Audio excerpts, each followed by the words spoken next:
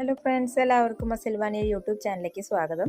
ഇന്ന് നമ്മൾ ചെയ്യുന്നത് ഒരു കർക്കിടക മാസത്തിലെ ഔഷധക്കഞ്ഞിയാണ്. അപ്പം നമ്മൾ ഇതിനു മുമ്പ് തന്നെ നമ്മൾ ഔഷധക്കഞ്ഞി തയ്യാറാക്കിയിട്ടുണ്ട്, മരുന്ന് കഞ്ഞി തയ്യാറാക്കിയിട്ടുണ്ട്, അതുപോലെ ഉലുവക്കഞ്ഞി, അതുപോലെ കർക്കിടക മാസത്തിൽ നമ്മൾ കഴിക്കുന്ന പത്തിലത്തോരൻ, അതുപോലെ മരുന്നുണ്ട, അങ്ങനെ നമ്മൾ ഒരുപാട് റെസിപ്പീസ് ചെയ്തിട്ടുണ്ട്. അപ്പോൾ നമുക്ക് പ്ലേലിസ്റ്റിൽ പോയി നോക്കിയാൽ കാണാവുന്നതാണ് കേട്ടോ. അപ്പോൾ ഇന്ന് നമ്മൾ തയ്യാറാക്കേണ്ട അധികം ഇൻഗ്രീഡിയൻസ് ഒന്നും ഇല്ലാണ്ട്, കുറേ ഇലകളും മരുന്നുകളും ഒന്നും ഇല്ലാതെ കുറച്ച് മരുന്നുകളും അത്യാവശ്യം ഔഷധം ആയിട്ടുള്ള ഒരു കഞ്ഞി. നമുക്ക് അത്യാവശ്യം മറ്റേ കഞ്ഞിയെക്കാട്ടിലൊക്കെ കുറച്ചും കൂടി ടേസ്റ്റി ആയിട്ട് നമുക്ക് കഴിക്കാവുന്ന ഒരു കഞ്ഞി തന്നെയാണിന്ന്. പിന്നെ പലവർക്കും പല ഇഷ്ടങ്ങളായിരിക്കും, എൻ്റെ സ്മെല്ല് ഇഷ്ടപ്പെടില്ല. അപ്പോൾ നമ്മുടെ വീട്ടിൽ തന്നെ ഒരുപാട് പേർക്ക് ഇഷ്ടപ്പെട്ടു, ചിലർക്ക് ഇഷ്ടപ്പെട്ടില്ല. അപ്പോൾ അങ്ങനെ പല അഭിപ്രായങ്ങളുണ്ടായിരിക്കും. എങ്കിലും വലിയ കഴിക്കാൻ കുഴപ്പമില്ലാത്ത തരത്തിലുള്ള നല്ലൊരു കഞ്ഞി തന്നെയാണ്. അപ്പോൾ നമുക്കിത് എങ്ങനെ ചെയ്യണമെന്ന് നോക്കാം. അതിനായിട്ട് നമ്മൾ പായസം റൈസ് അഥവാ ഉണക്കല്ലരി എന്നൊക്കെ പറയില്ലേ, അതാണ് എടുത്തിരിക്കുന്നത് കേട്ടോ. അപ്പോൾ ഇതുപോലെയുള്ള ഒരു ചെറിയ ഗ്ലാസ്സിൽ 1.5 ഗ്ലാസ് ഉണക്കല്ലരിയാണ് നമ്മൾ എടുത്തിരിക്കുന്നത്. ഇത് അതേ അളവിൽ തന്നെയാണ് ഞാൻ ചെറുപയറും എടുത്തിരിക്കുന്നത്. വേണമെങ്കിൽ ഒരു ഗ്ലാസ് എടുത്താലും മതി, നമ്മൾ 1.5 ഗ്ലാസ് തന്നെയാണ് എടുത്തിരിക്കുന്നത് കേട്ടോ. ഇനി ഇത് നന്നായിട്ട് നമുക്കൊന്ന് പ്രഷർ കുക്ക് ചെയ്തെടുക്കണം. അപ്പോൾ നമ്മളിതൊരു അരമണിക്കൂർ നേരമൊക്കെ ഒന്ന് സോക്ക് ചെയ്യാനായിട്ട് ഇട്ടിട്ടുണ്ടായിരുന്നു.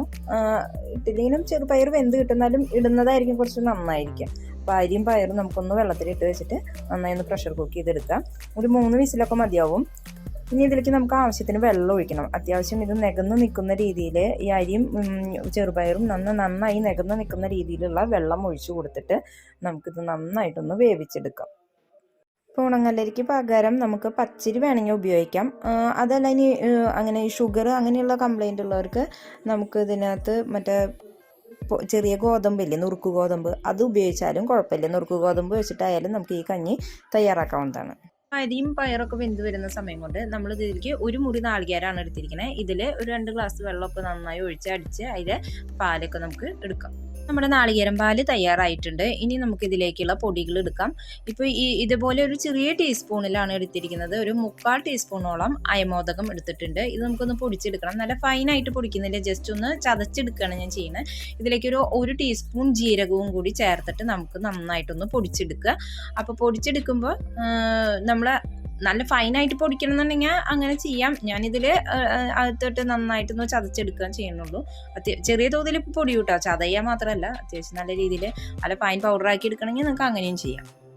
പൊടിച്ച് വെച്ചിരിക്കുന്ന നമ്മുടെ പൊടിയിലേക്ക് കുറച്ച് കുരുമുളക് പൊടിയും കൂടി ചേർക്കണം. കുരുമുളക് ഞാൻ ഓൾറെഡി പൊടിച്ച് വെച്ച കാരണമാണ്. അല്ല നിങ്ങൾക്ക് കുരുമുളകാണ് വെച്ചെങ്കിൽ നിങ്ങൾ ഇതിൽ കൂടെ തന്നെ ഇട്ട് പൊടിച്ചെടുത്താലും മതി കേട്ടോ. അപ്പം കുരുമുളക് പൊടി ഒരു 1.5 ടീസ്പൂൺ, ഈ കുഞ്ഞ് ടീസ്പൂണിൽ തന്നെയാണ് 1.5 ടീസ്പൂൺ ചേർത്ത് കൊടുത്തിട്ടുണ്ട്. ഇപ്പോൾ ഇത്രയും അളവിലേക്കുള്ള ഒരു ഇതാണ് ഞാൻ പറയുന്നത് കേട്ടോ. കറക്റ്റ് പാകത്തിനുള്ള എരിവാണ് ഉണ്ടായിരുന്നത്. ഇനി നമുക്ക് ഇതിലേക്ക് അടുത്തതായിട്ട് വേണ്ടത് ചുവന്നുള്ളിയാണ്. അപ്പം ശരിക്കുള്ള ചുവന്നുള്ളിയാണ് വെച്ചാൽ നമുക്കൊരു 10 എണ്ണമൊക്കെ എടുക്കാം. നമുക്കിത് സബോള കുട്ടി പോലെയുള്ള ഉള്ളിക്കൊക്കെ നല്ല വിലയാണ്. അപ്പോൾ സബോള കുട്ടി പോലത്തെ ഉള്ളിയാണ് കിട്ടിയിട്ടുണ്ടായിരുന്നത്. അപ്പം ഞാനതൊരു 6 എണ്ണമൊക്കെ എടുത്തിട്ടുള്ളൂ. അപ്പം നല്ല ചെറിയ ഉള്ളിയാണ് വെച്ചെങ്കിൽ ഒരു 10 എണ്ണമൊക്കെ എടുത്തുകൊണ്ട് കുഴപ്പമില്ല. പിന്നെ ഇതിലേക്ക് എടുത്തിരിക്കുന്നത് വെളുത്തുള്ളിയാണ്. 6-7 അല്ലി വെളുത്തുള്ളി എടുത്ത്. ഈ വെളുത്തുള്ളിയുടെ സ്മെല്ലാണ് തോന്നുന്നു ഇവിടെ വീട്ടിൽ ഇത്തിരി ചിലവർക്കൊക്കെ പ്രശ്നം ഉണ്ടാക്കിയത്. ഇപ്പോൾ വെളുത്തുള്ളി ഇട്ടില്ല വെച്ചെങ്കിലും പ്രശ്നമൊന്നുമില്ല, പക്ഷെ ചേർക്കുന്നത് നല്ലതാണ്, മരുന്ന് കഞ്ഞിയാണല്ലോ. അപ്പോൾ ഈ വെളുത്തുള്ളിയും ഞാനൊരു 4-5 എണ്ണം എടുത്തിട്ടുണ്ട്. ഇത് നമുക്കൊന്ന് ക്രഷ് ചെയ്ത് വെക്കാം. പിന്നെ നമുക്ക് ഇതിലേക്ക് ആവശ്യം കറിവേപ്പിലയാണ്. കുറച്ച് കറിവേപ്പിലയും കൂടി ചേർത്ത് നമുക്ക് വെക്കാം. ഇപ്പം നമ്മുടെ കുക്കർ ഒന്ന് തുറന്ന് നോക്കിയപ്പോൾ ആ വെള്ളമൊക്കെ വറ്റി കറക്റ്റ് പാകത്തിന് ചോറും അതുപോലെ തന്നെ പയറും വെന്ത് വന്നിട്ടുണ്ട്. പക്ഷേ ഒട്ടും തന്നെ വെള്ളമില്ല. നമ്മൾ കഞ്ഞിയാണല്ലോ ഉദ്ദേശിക്കുന്നത്. അപ്പോൾ നമ്മൾ വീണ്ടും അത്യാവശ്യം വലിപ്പമുള്ള ഒരു കപ്പാണ്, ആ കപ്പിൽ 1 കപ്പ് വെള്ളം കൂടി ഒഴിച്ചു കൊടുത്തു. നന്നായിട്ട് നമുക്കൊന്ന് കഞ്ഞിയാണല്ലോ, അപ്പോൾ അത് കാരണം നന്നായി ഒന്ന് കഞ്ഞി ആയിക്കോട്ടെ. അപ്പോൾ അതിന് വേണ്ടിയിട്ട് നമുക്ക് ഒന്നും കൂടി ഒന്ന് പ്രഷർ കുക്ക് ചെയ്തെടുക്കണം. അപ്പോൾ നമ്മളിതിൽ വെള്ളം ഒഴിച്ചു കൊടുത്തതിന് ശേഷം നമ്മുടെ പൊടികളുണ്ടല്ലോ, അതുപോലെ കറിവേപ്പില ഇട്ട് കൊടുക്കാം. അതുപോലെ തന്നെ നമ്മുടെ പൊടികൾ എടുത്തു വെച്ചതൊക്കെ നമുക്ക് ഇതിനകത്ത് ചേർത്ത് കൊടുക്കാം. അതുപോലെ തന്നെ നമ്മുടെ ഉള്ളി വെളുത്തുള്ളിയും കൂടി ചതച്ചത് അതും കൂടി നമുക്ക് ഇതിനകത്ത് ചേർത്ത് കൊടുക്കാം. എന്നിട്ട് നമുക്ക് ഒരു വിസിൽ ഒന്ന് വന്നോട്ടെ. അപ്പോൾ ശരിക്കും ആ കഞ്ഞിയുടെ ഒരു പരിവായി കിട്ടും. അപ്പോൾ കുറച്ചും കൂടി വെള്ളം കൂടി ഒഴിച്ചിട്ട് ആക്കാം, അല്ലെങ്കിൽ നമുക്കിത് ആയി വരുമ്പോൾ വീണ്ടും വെള്ളം വറ്റാനുള്ള ഒരു സാധ്യതയുണ്ട്.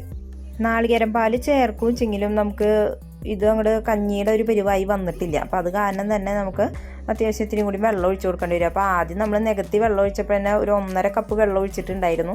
അതും കഴിഞ്ഞിട്ടാണ് നമ്മൾ വീണ്ടും ഒരു 1.5 കപ്പ് വെള്ളം ഒഴിച്ചു. അപ്പോൾ അത്യാവശ്യം 3 കപ്പ് വെള്ളം.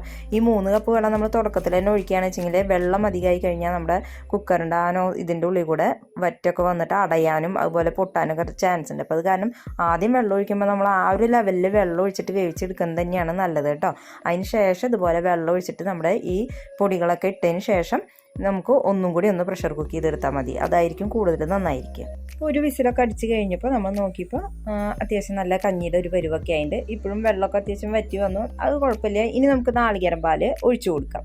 അപ്പോൾ അത്യാവശ്യം 2 ഗ്ലാസ് വെള്ളമൊക്കെ ഒഴിച്ചിട്ട് നമ്മൾ അടിച്ചെടുത്ത നാളികേരം പാലാണ്. 1-ാം പാല് 2-ാം പാലൊന്നുമില്ല, മൊത്തത്തിൽ അടിച്ചെടുത്ത പാലാണ് കേട്ടോ. ഇനി ഇതും കൂടി നമുക്ക് ചേർത്ത് കൊടുക്കാം. അപ്പോൾ അത്യാവശ്യത്തിന് ഒരു പാകമൊക്കെ ആയിട്ടുണ്ട്.